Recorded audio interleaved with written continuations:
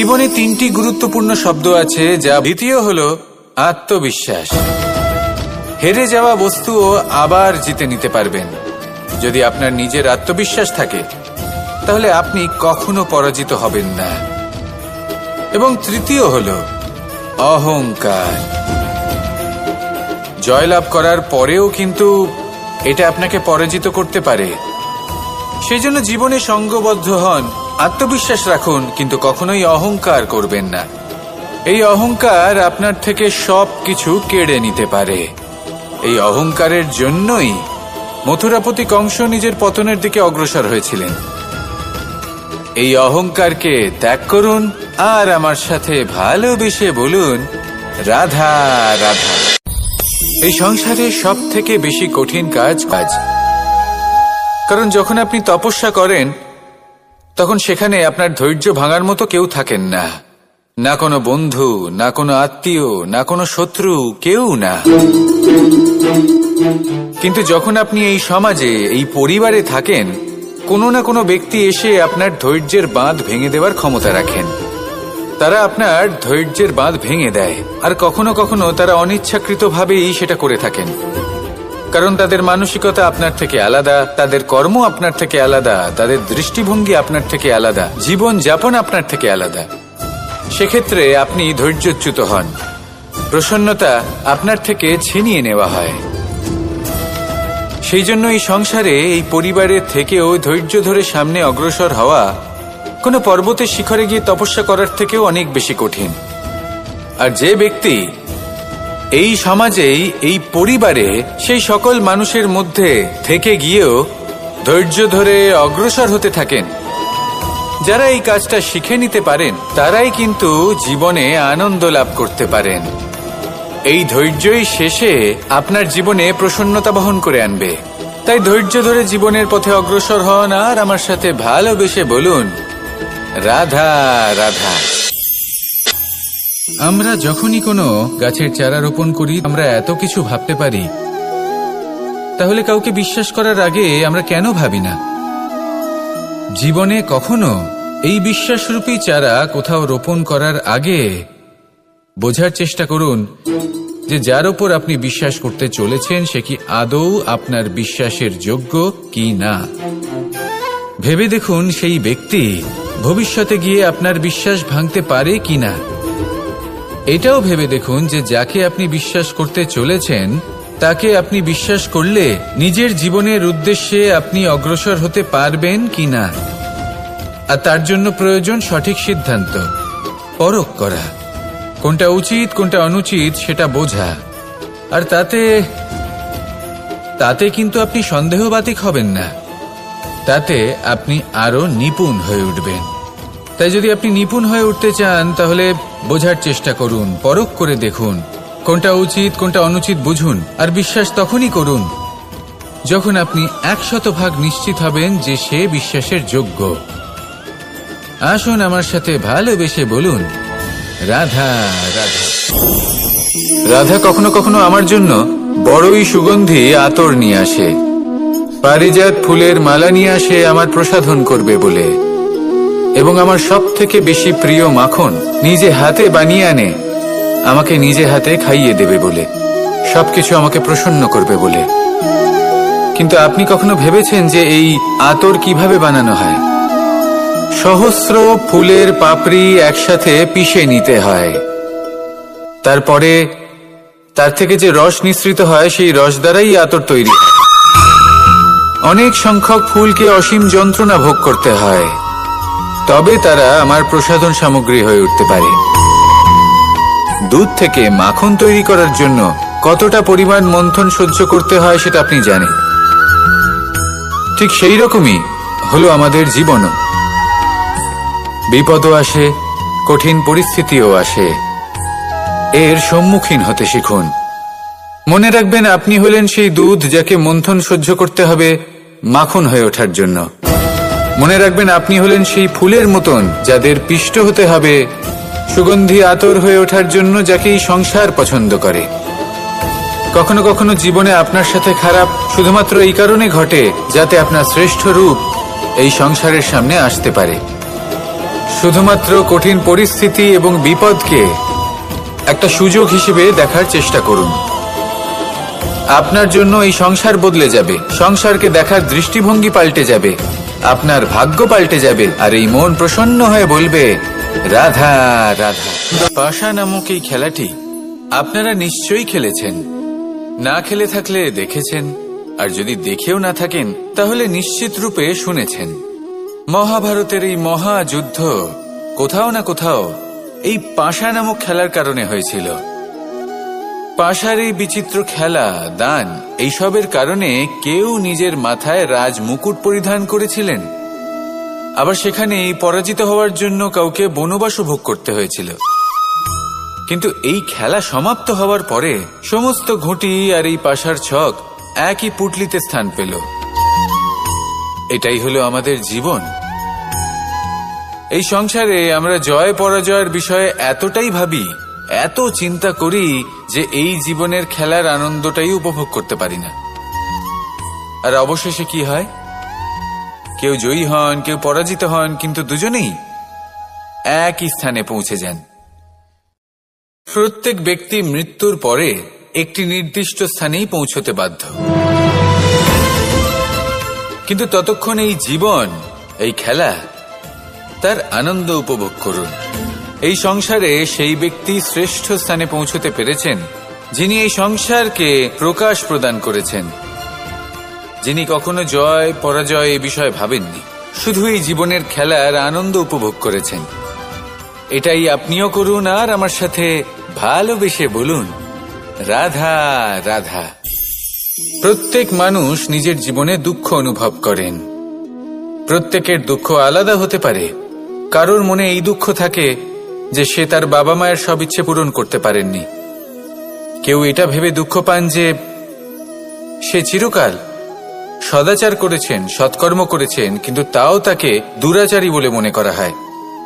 কেউ এটা ভেবেও দুঃখ পান যে তার সামনে যে ব্যক্তি রয়েছেন তার চোখে তিনি শত্রু হয়ে উঠেছেন বা দুষ্ট হয়ে উঠেছেন, যেখানে তিনি হয়তো কোনো অনুচিত কাজই করেননি। এবার এই সমস্ত বিষয় নিয়ে ভেবে নিজের ব্যক্তিত্ব নিয়ে সন্দেহ প্রকাশ করবেন না। যদি নিজের ব্যক্তিত্ব নিয়ে কোনো সন্দেহ থেকে থাকে তাহলে কর্ম সংক্রান্ত প্রশ্ন করুন যে আপনি যা করেছেন তাতে কি উচিত ছিল, কি অনুচিত ছিল। যেটা প্রয়োজন সেটা এটা বোঝার যে আপনার অন্তর্মন, আপনার বিবেক আপনাকে কি বলছে, আর আপনার অন্তর্মন আর আপনার বিবেক আপনাকে যেটা করতে বলবে শুধু সেটাই করুন। আর তারপরে এই সংসার কি বলবে, কি ভাববে সেসব নিয়ে ভাবতে যাবেন না, কারণ এই সংসার তো ঈশ্বরকেও প্রশ্ন করে থাকে, ঈশ্বরকেও দোষী মনে করে। কখনো কখনো যখন কোনো ঘটনা মানুষের ইচ্ছা অনুযায়ী ঘটে না, তখন মানুষ এটা বলে যে হে ঈশ্বর, আপনি আমার পাশে থাকলেন না, আপনি বড়ই কঠোর, এটা আপনার দোষ।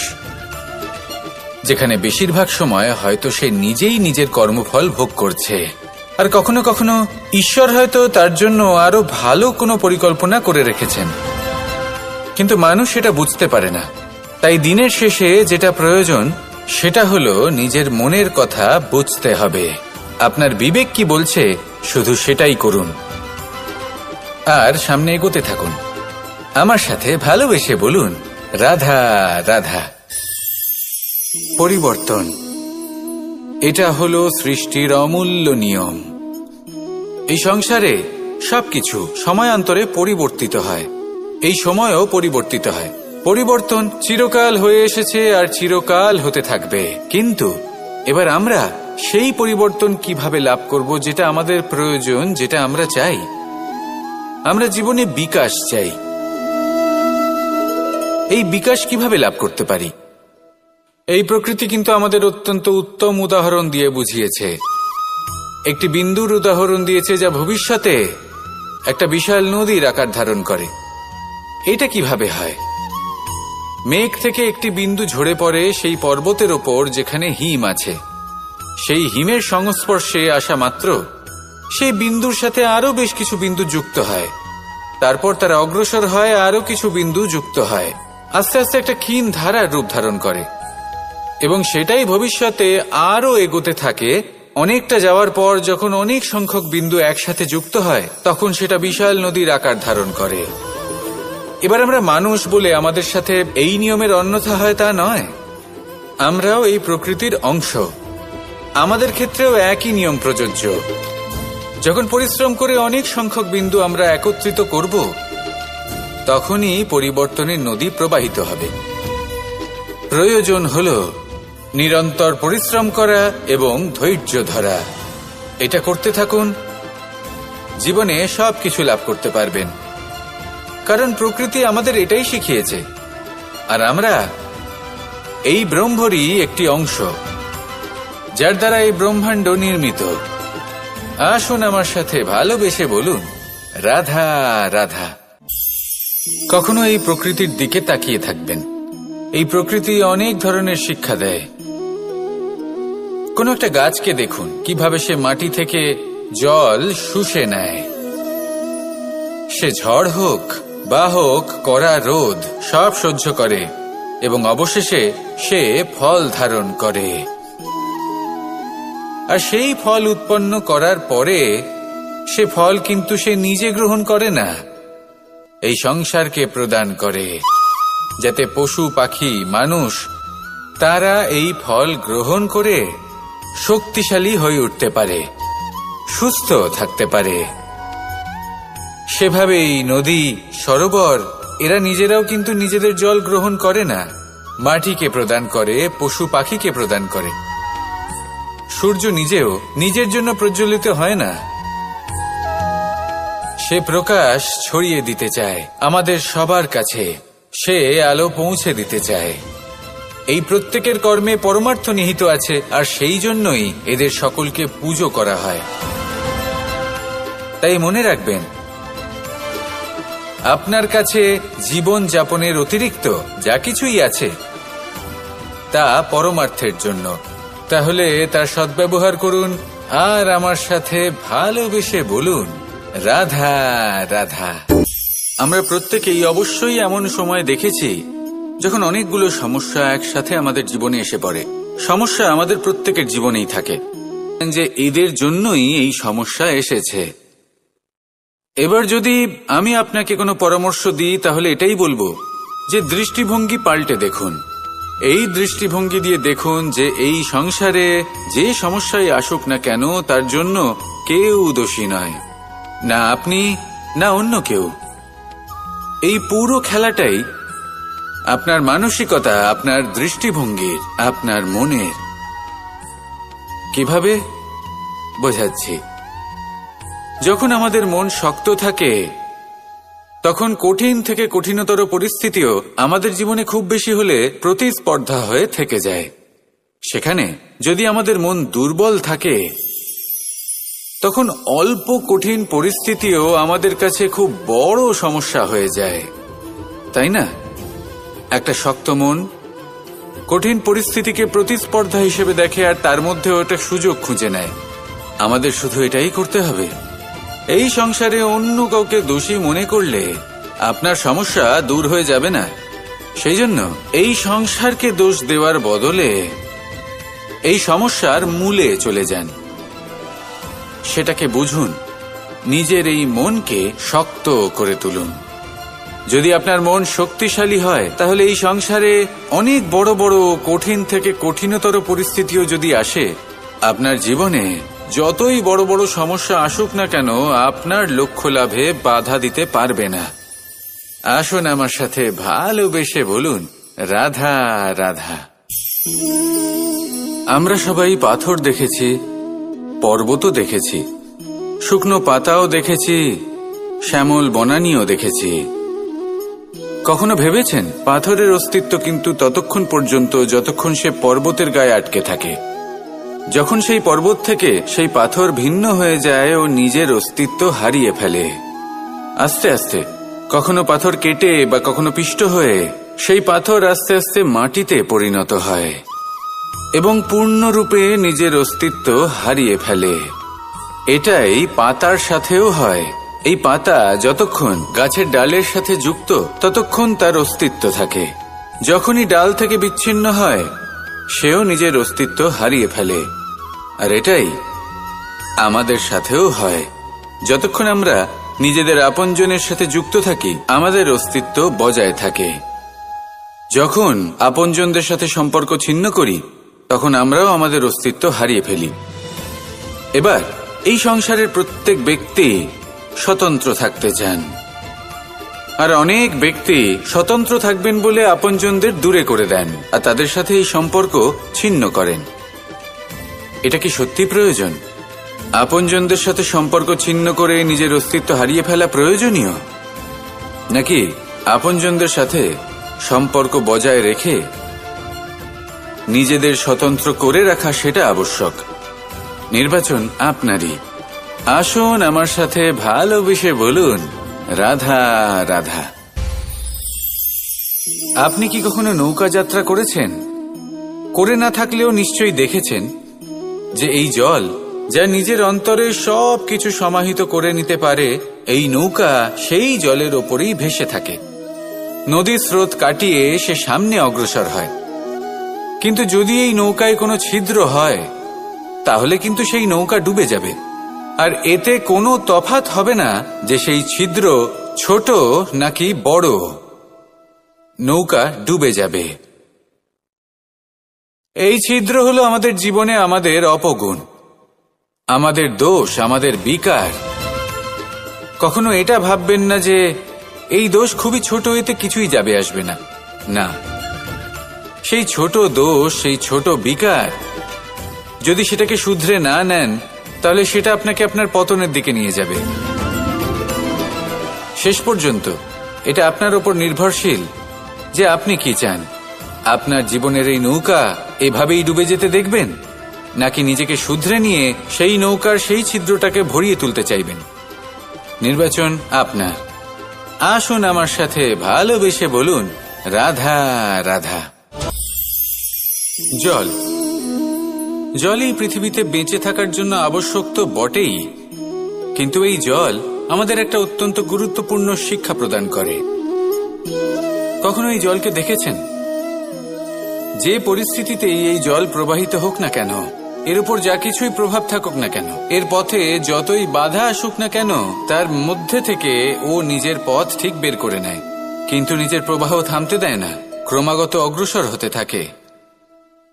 সেরকমই একটা শিক্ষা যেটা আমরা জল থেকে পেয়ে থাকি, তা হলো এটা: আমরা যখন জলের দিকে তাকাই, তখন আমরা নিজের প্রতিবিম্ব দেখি, স্পষ্টভাবে দেখতে পাই। কিন্তু তখনই দেখতে পাই যখন এই জল শান্ত থাকে, স্থির থাকে। যদি এই জল অশান্ত হয়ে থাকে, স্থির না হয়, তাহলে আমরা এতে নিজের প্রতিবিম্ব দেখতে পাই না। এটাই আমাদের মনের সাথেও হয়ে থাকে। যখনই জীবনে কোনো সংকট আসে, যদি আমরা শান্ত মনে, স্থির মনে সিদ্ধান্ত নিই, তাহলে সেটা এমন একটা শীতল সিদ্ধান্ত হবে যেটা আমাদের ভবিষ্যৎকে একটা শ্রেষ্ঠ স্থানে নিয়ে যাবে। যদি এই মন অশান্ত হয়, বিচলিত হয়, পীড়িত হয়, দুঃখিত হয়ে থাকে, রুষ্ট হয়ে থাকে, তাহলে অনেক সময় আমরা এমন সিদ্ধান্ত নিই যেটা আমাদের জন্য অনুচিত প্রমাণিত হয়। যখন আপনি ক্রুদ্ধ ছিলেন বা দুঃখের বশে ছিলেন, তখন অনেক সময় হয়তো এমন সিদ্ধান্ত নিয়েছেন যেটার জন্য ভবিষ্যতে আপনি অনুশোচনা করেছেন। এবার দেখুন, এই আবেগগুলো থেকে আমরা পালাতে পারবো না, কিন্তু এই আবেগগুলো আপনার উপর কতটা প্রভাব ফেলবে সেটা আমরা অবশ্যই ঠিক করতে পারি। এই মনকে আমরা নিয়ন্ত্রণ করতে পারি। এটাই করুন, চিন্তা করুন, এই মনকে শান্ত রাখুন, স্থির হতে চেষ্টা করুন, আর তারপরে সিদ্ধান্ত নিন। আসুন আমার সাথে ভালোবেসে বলুন, রাধা রাধা।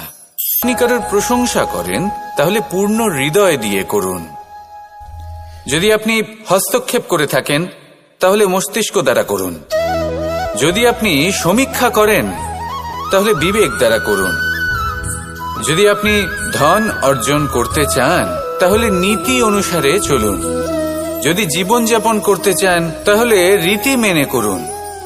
আর যদি ঈশ্বরের ভজন করতে চান, তাহলে ভক্তিভাব নিয়ে করুন। শুধু এই কথা মনে রাখবেন যে আপনার এই জীবন কিন্তু অনিশ্চিত কাল পর্যন্তই আছে। কতক্ষণ আছে সেটা কেউ জানে না। তাই কিছু মুহূর্ত যেটা যাপন করতে আমরা এখানে এসেছি, সেখানে ক্রোধ, অহংকার, ঈর্ষা, এইসব আবেগের কি গুরুত্ব বলুন তো? এগুলো ত্যাগ করুন। মানুষকে ক্ষমা করতে শিখুন। আস্তে আস্তে বিশ্বাস করতে শিখুন। এই সংসারে নিঃস্বার্থভাবে প্রেম করতে শিখুন আর সবার মধ্যে আনন্দ বিতরণ করুন। তাই এই সব গুণ যদি আপনি আত্মসাৎ করতে পারেন, তাহলে আপনার জীবনে শুধু আনন্দ এবং আনন্দই বিরাজমান হবে। আসুন আমার সাথে ভালোবেসে বলুন, রাধা রাধা। এবার কখনো কখনো জীবনে আমাদের মনে হয় যে চতুর্দিকে শুধুমাত্র অন্ধকারই হয়ে আছে। প্রত্যেকেরই তা কখনো মনে হয়। আর তখনই আমাদের নিরাশ হলে চলবে না, আমাদের দুঃখী হলে চলবে না। সেই সময় আমাদের খুঁজতে হবে নিজেদের আশেপাশে, চতুর্দিকে আর কোথাও না কোথাও আমরা প্রকাশ অবশ্যই দেখতে পাবো। আশার একটা কিরণ অবশ্যই দেখতে পাবো। কেউ এমন একটা কর্ম করেন যেটা দেখে আমরা প্রেরিত হয়ে যাই। আর এমন কোনো কর্ম যদি আপনারা করেন, তাহলে সেই কর্ম আপনার মনকে প্রসন্ন ভাব, আনন্দ এবং ভালোবাসা দ্বারা ভরিয়ে তুলবে। আপনার অন্তরের সেই অন্ধকারের অন্ত করবে, দুঃখেরও অন্ত করবে। আর এই মন প্রসন্ন ভাব নিয়ে বলবে, রাধা রাধা। এই জীবনে তিনটি গুরুত্বপূর্ণ শব্দ আছে যা বোঝা আমাদের কাছে খুব গুরুত্বপূর্ণ, এবং এই তিনটি শব্দের নিজস্ব অর্থ আছে। প্রথম হলো সঙ্গবদ্ধতা, অর্থাৎ একসাথে মিলে কাজ করতে হবে, একসাথে মিলে পরিশ্রম করতে হবে, সামনে এগোতে হবে। এরকম করতে পারলে আপনার শক্তি বৃদ্ধি পাবে, আপনার ক্ষমতা বৃদ্ধি পাবে, আপনি এগোতে পারবেন এবং অনেক দূরে যেতে পারবেন। দ্বিতীয় হলো আত্মবিশ্বাস। হেরে যাওয়া বস্তুও আবার জিতে নিতে পারবেন। যদি আপনার নিজের আত্মবিশ্বাস থাকে, তাহলে আপনি কখনো পরাজিত হবেন না। এবং তৃতীয় হলো অহংকার। জয়লাভ করার পরেও কিন্তু এটা আপনাকে পরাজিত করতে পারে। সেই জন্য জীবনে সঙ্গবদ্ধ হন, আত্মবিশ্বাস রাখুন, কিন্তু কখনোই অহংকার করবেন না।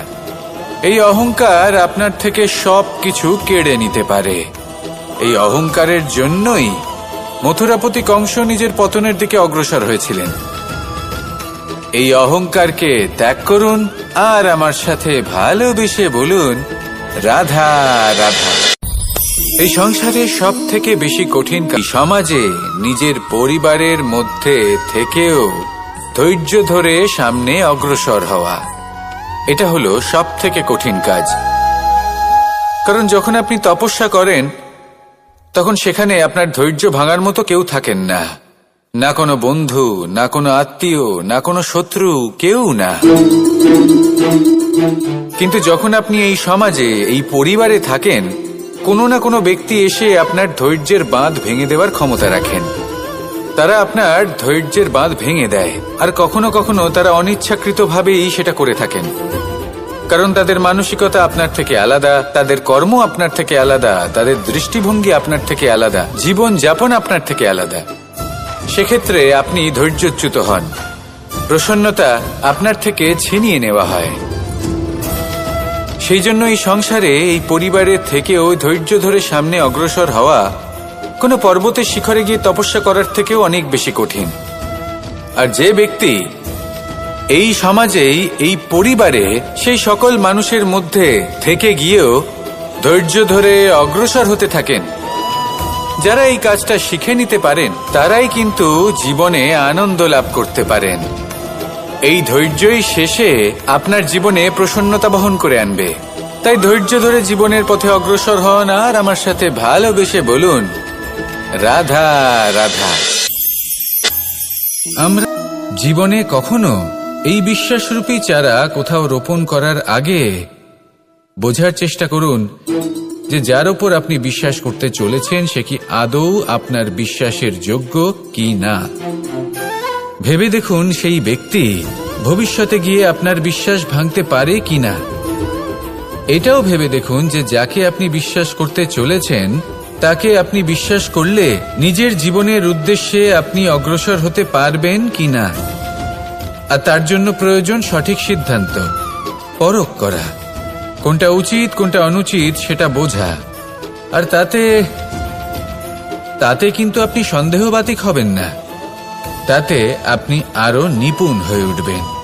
তাই যদি আপনি নিপুণ হয়ে উঠতে চান তাহলে বোঝার চেষ্টা করুন, পরখ করে দেখুন, কোনটা উচিত কোনটা অনুচিত বুঝুন, আর বিশ্বাস তখনই করুন যখন আপনি 100% নিশ্চিত হবেন যে সে বিশ্বাসের যোগ্য। আসুন আমার সাথে ভালোবেসে বলুন, রাধা রাধা। রাধা কখনো কখনো আমার জন্য, মনে রাখবেন আপনি হলেন সেই দুধ যাকে মন্থন সহ্য করতে হবে মাখন হয়ে ওঠার জন্য। মনে রাখবেন আপনি হলেন সেই ফুলের মতন যাদের পিষ্ট হতে হবে সুগন্ধি আতর হয়ে ওঠার জন্য, যাকে এই সংসার পছন্দ করে।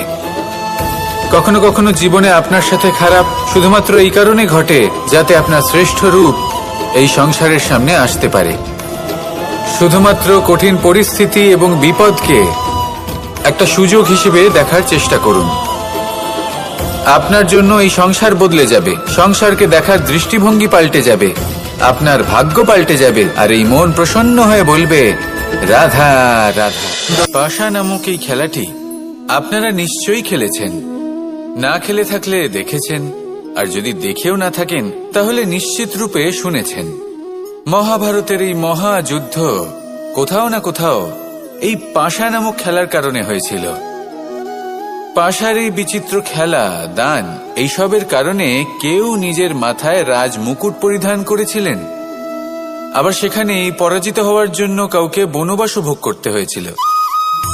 কিন্তু এই খেলা সমাপ্ত হওয়ার পরে সমস্ত ঘুঁটি আর এই পাশার ছক একই পুটলিতে স্থান পেল। এটাই হলো আমাদের জীবন। এই সংসারে আমরা জয় পরাজয়ের বিষয়ে এতটাই ভাবি, এত চিন্তা করি যে এই জীবনের খেলার আনন্দটাই উপভোগ করতে পারি না। আর অবশেষে কি হয়? কেউ জয়ী হন, কেউ পরাজিত হন, কিন্তু দুজনেই একই স্থানে পৌঁছে যান। প্রত্যেক ব্যক্তি মৃত্যুর পরে একটি নির্দিষ্ট স্থানেই পৌঁছতে বাধ্য, কিন্তু ততক্ষণ এই জীবন, এই খেলা, তার আনন্দ উপভোগ করুন। এই সংসারে সেই ব্যক্তি শ্রেষ্ঠ স্থানে পৌঁছতে পেরেছেন যিনি এই সংসারকে প্রকাশ প্রদান করেছেন, যিনি কখনো জয় পরাজয় এ বিষয়ে ভাবেননি, শুধু এই জীবনের খেলার আনন্দ উপভোগ করেছেন। এটাই আপনিও করুন, আর আমার সাথে ভালোবেসে বলুন, রাধা রাধা। প্রত্যেক মানুষ নিজের জীবনে দুঃখ অনুভব করেন। প্রত্যেকের দুঃখ আলাদা হতে পারে।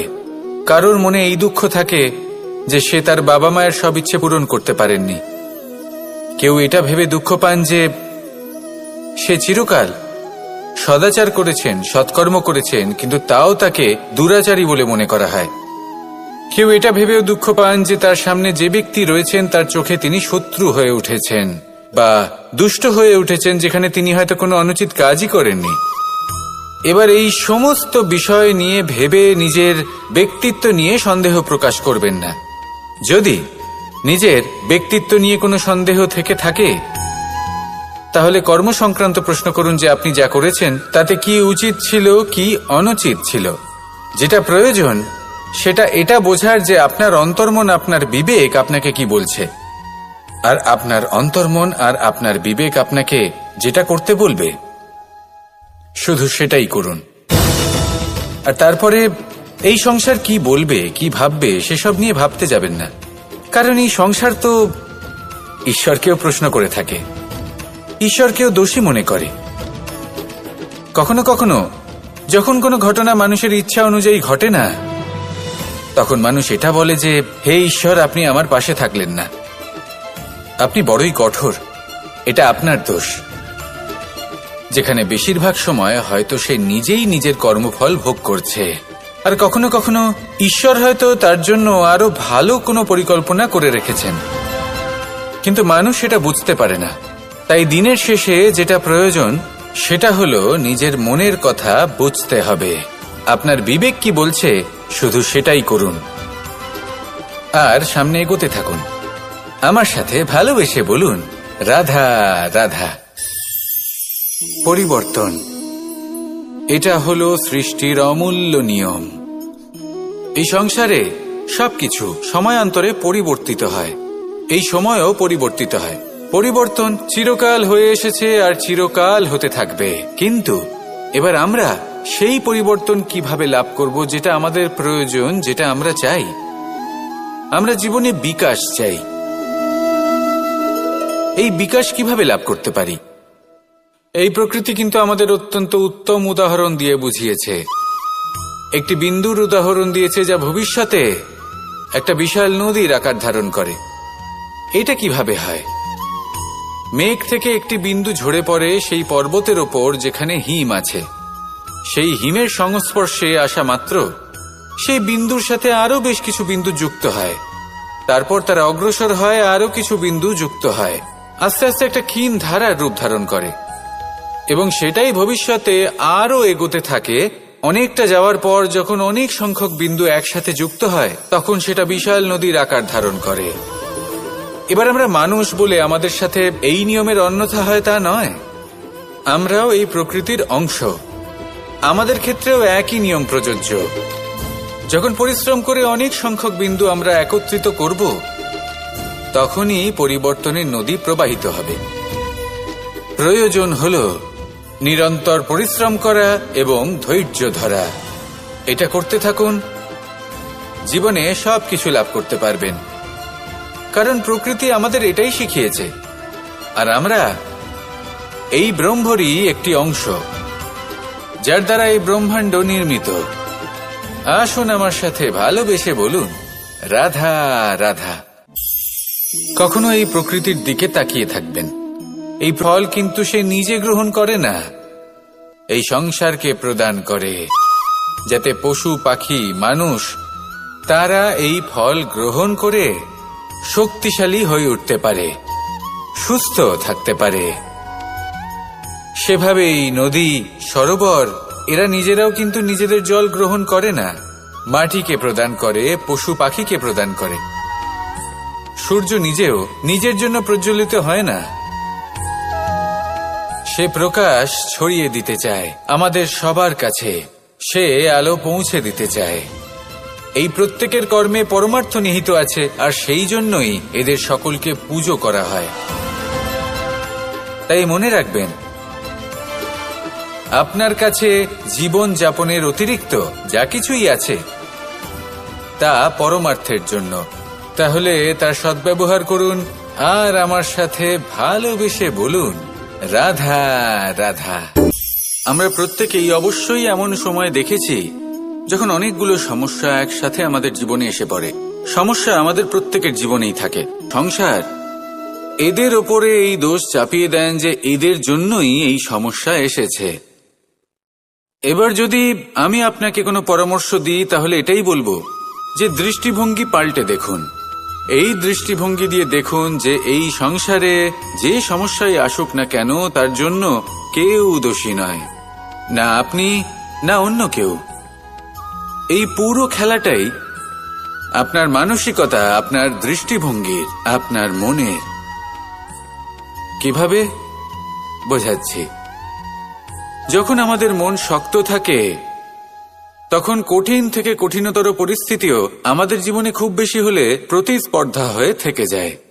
সেখানে যদি আমাদের মন দুর্বল থাকে তখন অল্প কঠিন পরিস্থিতিও আমাদের কাছে খুব বড় সমস্যা হয়ে যায়, তাই না? একটা শক্ত মন কঠিন পরিস্থিতিকে প্রতিস্পর্ধা হিসেবে দেখে আর তার মধ্যে ওটা সুযোগ খুঁজে নেয়। আমাদের শুধু এটাই করতে হবে। এই সংসারে অন্য কাউকে দোষী মনে করলে আপনার সমস্যা দূর হয়ে যাবে না। সেই জন্য এই সংসারকে দোষ দেওয়ার বদলে এই সমস্যার মূলে চলে যান, সেটাকে বুঝুন, নিজের এই মনকে শক্ত করে তুলুন। যদি আপনার মন শক্তিশালী হয় তাহলে এই সংসারে অনেক বড় বড় কঠিন থেকে কঠিনতর পরিস্থিতিও যদি আসে, আপনার জীবনে যতই বড় বড় সমস্যা আসুক না কেন আপনার লক্ষ্য লাভে বাধা দিতে পারবে না। আসুন আমার সাথে ভালোবেসে বলুন,